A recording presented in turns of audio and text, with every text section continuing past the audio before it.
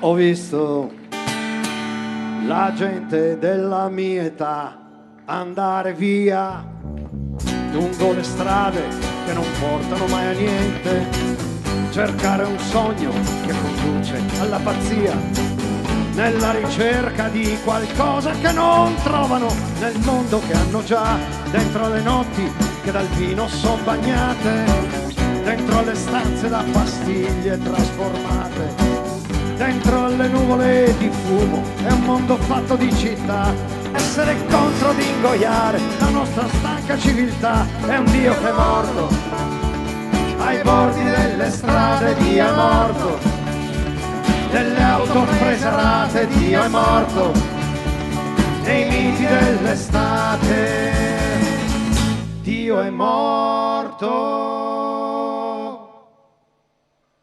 Mi han detto che questa mia generazione ormai non crede in ciò che spesso ha mascherato con la fede, nei miti eterni della patria e dell'eroe, perché è venuto ormai il momento di negare tutto ciò che è falsità, le fedi fatte d'abitudine e paura, una politica che solo fa carriera, il perbenismo interessato e la vita fatta di vuoto, l'ipocrisia di chi sta sempre con la ragione mai col torto. Dio è morto nei campi di sterminio, Dio è morto coi miti della razza, Dio è morto con l'odio dei partiti, Dio è morto. Io penso che questa mia generazione è preparata a un mondo nuovo, a una speranza appena nata, ad un futuro che ha già in mano, a una rivolta senza armi, perché noi tutti ormai sappiamo che se muore per 3 giorni poi risorge. In ciò che noi crediamo Dio è risorto, in ciò che noi vogliamo Dio è risorto, nel mondo che faremo Dio è risorto.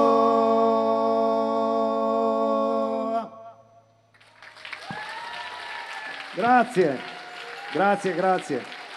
Dimenticavo di ringraziare Marco Ruffato, il fonico. Se avete sentito tutto è per merito suo, gentilissimo e bravo.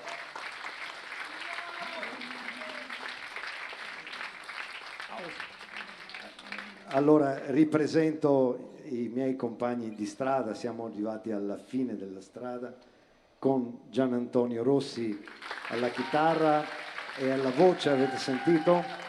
Poi Antonio Postiglione al basso, vado in ordine sparso, Ugo Moro al pianoforte, una roccia, Ugo Moro è una roccia. Paolo Milani al sassofono,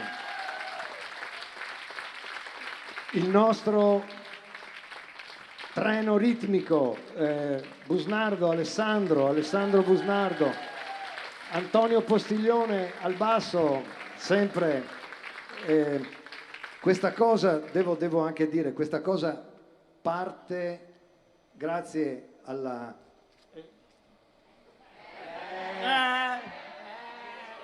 rischio la galera. Annalisa Garbì alle percussioni. E poi l'ultimo, non l'anno ultimo, sì. Massimo Gasparini, la voce alle chitarre.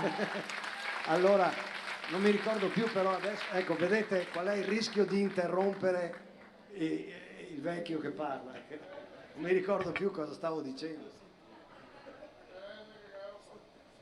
Vabbè. Restiamo così, mi verrà in mente domani.